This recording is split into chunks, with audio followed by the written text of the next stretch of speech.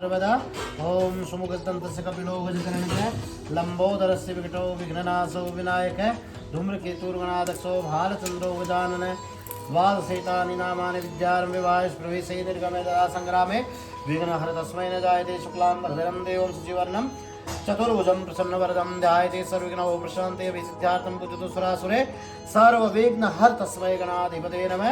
ओम श्री लक्ष्मी नारायणभ्यो नमः। उमा महेश्वरभ्यो नमः। वाणिगण्डभ्यो नमः। शचीपुंगराभ्यो नमः। श्रीवास्तुदेवताभ्यो नमः। इष्टदेवताभ्यो नमः। कुलदेवताभ्यो नमः। ग्रामदेवताभ्यो नमः। स्थानदेवताभ्यो नमः। सर्वेभ्यो देवेभ्यो नमः। सर्वेभ्यो ब्राह्मणेभ्यो नमः। एतत् कर्म प्रधान देवताय नमः।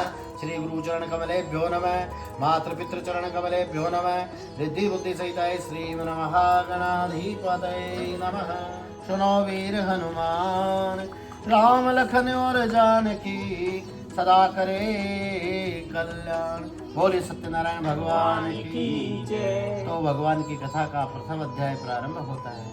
एक समय देवी सारण्य तीर्थ में सौनकादि 88,000 ऋषियों ने श्री सूजी महाराज से पूछा कि हे प्रभु, इस कलयुग में वेद और विद्या से रहित मनुष्य को प्रभु की भक्ति कैसे मिलेगी तथा उनका उद्धार कैसे होगा। हे मुनिश्रेष्ठ, ऐसा कोई तप करिए जिसमें थोड़े समय में पुण्य प्राप्त होवे तथा मनवांछित फल मिले। ऐसी कथा सुनने की हमारी प्रबल इच्छा है। तो सर्वशास्त्र ज्ञाता सूजी महाराज कहते हैं कि हे वैष्णव में पूज्य, आप सबने प्राणियों के हित की बात पूछी है। अब मैं उस श्रेष्ठ व्रत को आप लोगों से कहूंगा जिस व्रत को नारद जी ने लक्ष्मी नारायण भगवान से पूछा था और लक्ष्मीपति ने मुनिश्रेष्ठ नारद जी से कहा था। सो वह कथा आप ध्यान से सुनिए। बोले सत्यनारायण भगवान की। एक समय योगी राज नारद जी दूसरों की हित की इच्छा से अनेक लोकों में भ्रमण करते हुए कहाँ पहुंचे? मृत्युलोक में। मृत्युलोक में पहुंच गए या अनेक योनि में जन्मे प्राय सभी मनुष्यों को अपने कर्मों के द्वारा अनेकों दुखों से गुजर बैठा हुआ है पीड़ित देखा। विचार किया कि किस यत्न के करने से दुखों का नाश हो सकेगा। ऐसे विचार करके विष्णु लोक को गए और वहां जाकर के उन्होंने देखा कि भगवान का स्वरूप कैसा था। श्वेत वर्ण, 4 भुजाओं वाले देवों के नारायण, जिनके हाथों में शंख चक्र गदा पद्म धारण किए हुए थे और गले में वरमाला पहने हुए थे। ऐसा स्वरूप देख करके नारद जी ने उनकी स्तुति करी। कैसे करी स्तुति? कि हे भगवान, आप अत्यंत सर्वशक्तिमान है तथा मनवाणी भी आपको नहीं पा सकती। आपका आदि और मध्य कोई अंत नहीं है। निर्गुण स्वरूप सृष्टि के कारण भक्तों के दुखों को नष्ट करने वाले हो, आपको मेरा नमस्कार जा रहा है। ध्यान से सुनिए। सूजी महाराज कह रहे हैं कि हे ऋषियों, जिसने सर्वप्रथम इस व्रत को प्रारंभ किया उसका इतिहास सुनिए ध्यान से। सुंदर काशीपुरी नाम की नगरी में एक अत्यंत निर्धन ब्राह्मण रहता था। वह भूख और प्यास से बेचैन हुआ नित्य पृथ्वी पर घूमता था। ब्राह्मणों से प्रेम करने वाले भगवान ने ब्राह्मण को दुखी होकर देखकर बूढ़े ब्राह्मण का रूप धारण करके उसके सामने आकर के पूछा कि हे विप्र, हे ब्राह्मण, आप क्यों दुखी होकर घूमते फिरते हो?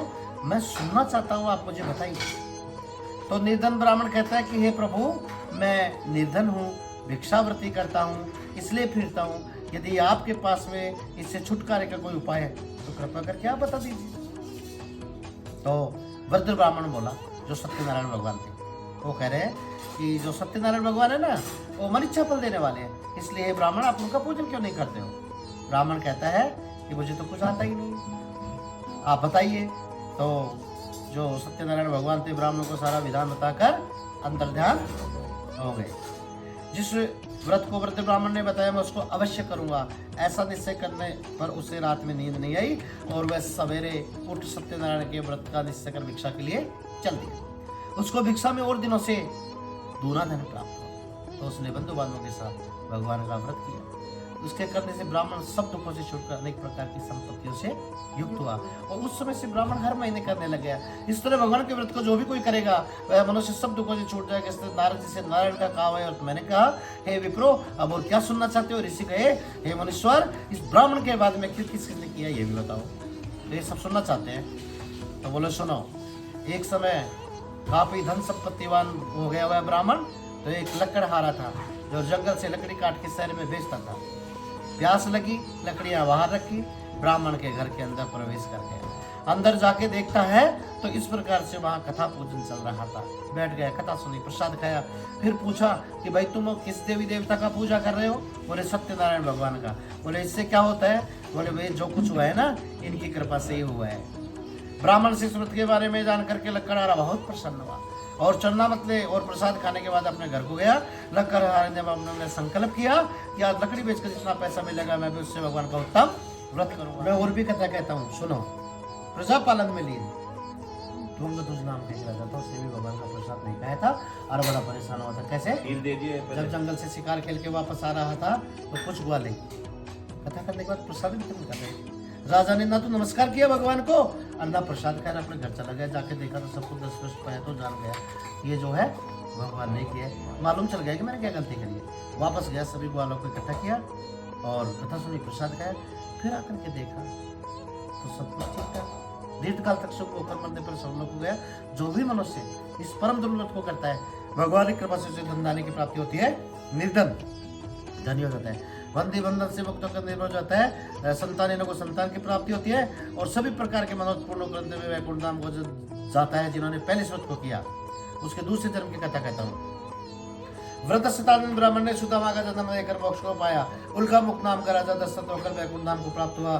साधु नाम के वैश्य ने मोर बनकर अपने पुत्र कुमार मोक्ष को प्राप्त किया और महाराज तुंग ने स्वयं होकर भगवान में भक्ति युक्त होकर कर्म मोक्ष को प्राप्त किया। बोलिए सत्यनारायण भगवान की। इति श्री सत्यनारायण व्रत संपूर्ण। बोले सत्यनारायण भगवान की जय। बोले विष्णु भगवान की जय। श्रीमन नारायण नारायण नारायण भगवान नारायण नारायण नारायण लक्ष्मी नारायण नारायण नारायण भारत नारायण नारायण नारायण श्रीमन नारायण नारायण नारायण लक्ष्मी नारायण नारायण नारायण गोविंद नारायण